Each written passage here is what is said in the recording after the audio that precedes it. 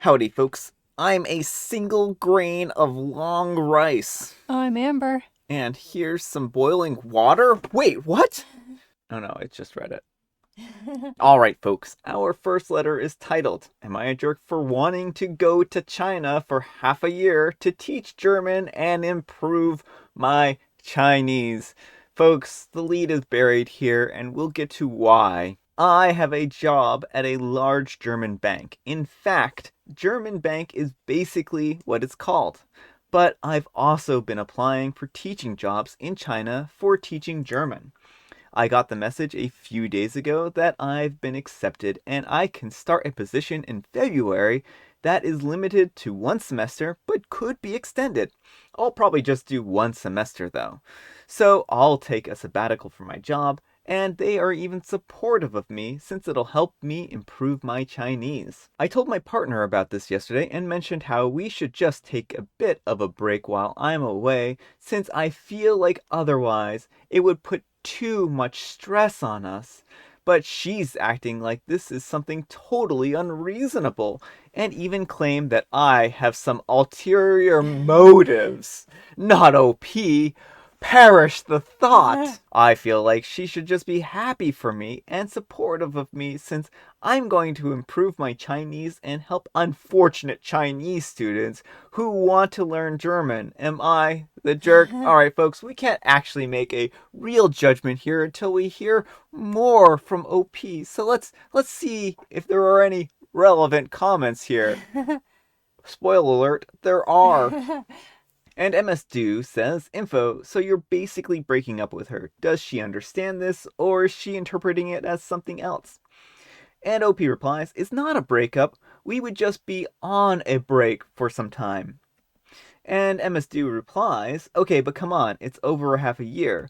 You don't think that one of you will meet someone during this time apart? I mean, is dating other people off the table even if you're on a break?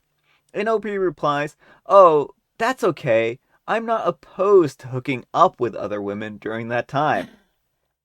And MS Do says, How does she feel about this? And OP replies, She's suspecting it and isn't happy about it. So we can already start to see, folks, that this train wreck is just getting started. But there are more comments, folks. So hang on to your seats and let's find out what else OP might have to say. And Sunflowery say, Are you asking us if you're the jerk for wanting to go to China for a semester, or are you a jerk for wanting to ditch your girlfriend while you're there? And OP replies, I guess the second part also.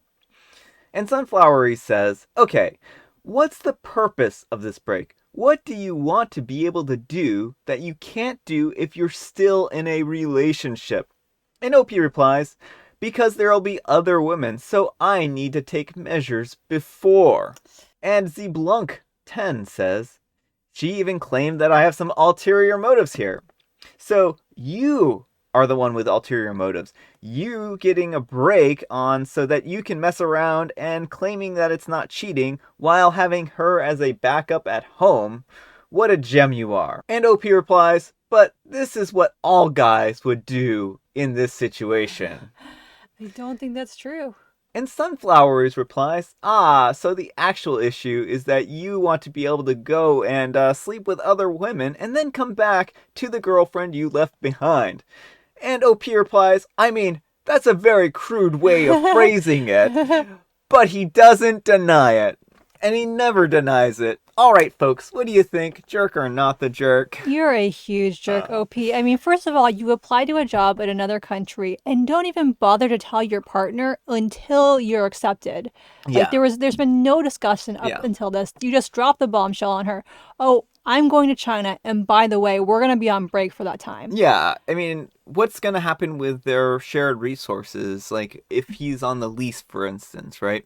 Is she going to have to pay the rent by herself during this time? Is OP going to pay his, or is OP going to help with that? What exactly does this mean for their combined assets in one shape or another? And OP's just been leading them on this entire time. Like, OP has had every intention on cheating from the beginning. He just hasn't even you just trying to paint it differently, right? Mm-hmm. Because this is going to end up with them breaking up in one way or another. Either she's going to agree with it and be like, well, but I mean, like, if he wants to break up, like, you can't force someone to stay in a relationship with you, right? But she's probably not going to be waiting back at home for him when he returns Yeah, here. hopefully not. Yeah. So I just think it's really just creepy, sleazy behavior. It's all dressed up to be like he's doing this to improve his Chinese and help Chinese students and Yeah. Well, and it really shows he doesn't care about his girlfriend at all, mm-hmm, aside from as like, well, I like having basically a warm body in my bed. She's yeah, convenient to me, is what it yeah. feels like. And I want to keep that convenience, but I also want to sleep with half of China. Yeah, and it's really terrible and disgusting. It's just horrible, horrible. And so, of course, I think OP is the jerk in this situation, and I hope what I really hope is this, OP. This is my hope for you. I hope that you go to China and nothing happens for you there, and then when you come back home, your girlfriend still is broken up with you and has moved on and found a different person. That's Mm-hmm. that's that's my wish for this situation. That would be karma. That's my thoughts. But anyhow, take care and good luck. Or not. All right, folks, our next letter is titled, Am I a Jerk for Not Helping a Neighbor When He Came to My House Asking for Money? And I haven't read this one, so I don't know what it's about.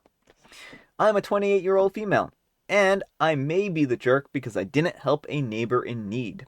Well, last week I answered the door to a random dude, RD. He starts standing too close but was friendly and introduced himself as my neighbor. I didn't know him, so I assumed that he was new to the building. He starts a crazy story about how his business was broken into. The alarm's going off. He needs to get there. He has no cards. Besides, someone took his car with his wallet in it. He needs some taxi fare, and he has 10 pounds and only needs 20 to get there, and will I be a good neighbor and give him the cash? Okay. So literally every bad thing has happened to this guy at this very moment and needs OP to intervene at this very second. I don't believe it. And he expects OP just to buy this, and it's urgent that he gets there. So the way you can usually tell a scam is the sense of urgency, right? Someone urgently needs your help and they need it now. Otherwise, it'll be too late. Someone could urgently need help. Like if you see someone and they're injured and they're on the ground and they're like, I need an ambulance. Don't be like, maybe this is a scam. Of course. Call an ambulance. I've run into situations like this before when someone was on the street and they said they needed money. I've always dealt with it by politely saying, sorry mate, I can't help, and walking off. I've never felt anxious or cornered, even as a woman out alone. But this time it happened in my safe space and I immediately felt defensive. He's a stranger. I'm home alone and he could block my door from closing if he wanted to. I thought it was a scam, but even though I didn't know him, he could still be a neighbor, and I didn't want to make him angry and run into him later. He talked fast, repeated everything, and didn't give me a chance to think. Another telltale sign of it being a scam. He tried to get me to leave the flat and go to the cash point with him. Another sign that it's a scam. I kept saying no, and he started guilt tripping me. Another sign that it's a scam. This is just very classic scam. They want you to be in a panic mode so that because people, when they're in a panic mode, are easier to control. He said that he should find someone that he knows for help, but he said that I'm the only one around, so I need to come with him and give him cash. He then tried to give me some keys and said that I could go to his flat and take what I wanted if I just gave him the money. I can't close the door while he's standing so close, so I say that I'll give him 20 pounds if he lets me go write something up for him and to sign it as evidence. He agrees and tries to come in, but I said that I'll be right back. I managed to close and lock the door, but I'm panicking. My heart's racing, and I kept thinking, what if he does live here? But I didn't want to give him 20 pounds, so I say through the door, I don't know you, and I don't want to lend you the money, please leave. He freaks out and says I'm horrible and he's a nice guy and then leaves. You're not a nice guy if you're trying to pressure and guilt someone into giving you money. I asked the letting agent if he's a tenant, but I haven't heard back, and I'm still on edge and scared that he'll come back. My husband thinks that I did the right thing, but a friend says that he was probably in a tough situation and wouldn't have killed me to be neighborly. And am I the jerk for not helping him get to his business after a break-in? I thought he was scamming me. Is there a chance that this was just a tough situation? And edit. Thank you so much for all the comments and messages. I feel better about trusting my instincts now. I've also reported this incident like many of you advised, so we'll see what happens. All right, folks, what do you think? Jerk or not the jerk? Not the jerk. Sounds like you were trying to be scammed and you didn't want to be scammed. Yeah, I felt like the entire description of this was just classical scam techniques. Like everything he did there just is every move in the playbook for someone who's trying to scam you. And I really just, I have very little doubt that this was a scam. So no, OP, I don't think that you were a jerk. I think you were very lucky to trust your instincts, because who knows what he would have done to you if he had lured you outside of your apartment. It may have been under the pretense of 20 pounds, but, you know, unethical, unscrupulous people can be bad and can do terrible things. So I should count you lucky, OP, for doing that. So anyhow, take care and good luck. So I did look at the comments, folks, real quick, and basically they're all saying the exact same thing that I was just saying, so I'm not going to bore us with those details. All right, folks, it is tea time. Grab your beverages of choice. I've got some tea right here, and Amber has a joke. When is it unlucky to have a black cat cross your path? It's unlucky to have a black cat cross your path when you're being mugged. When you're a mouse. Oh, when you're a mouse. Well, that's also a bad time to be a black cat.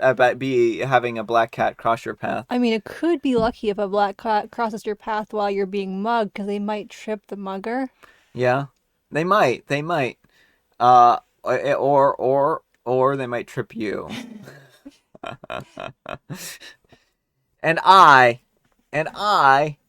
have Earl Grey. All right, folks, that's all the time we have for today. I hope you enjoyed today's video. If you did, consider giving it a like. And if you didn't, consider giving it a dislike. Thanks so much for watching, and we will see you all tomorrow. Bye.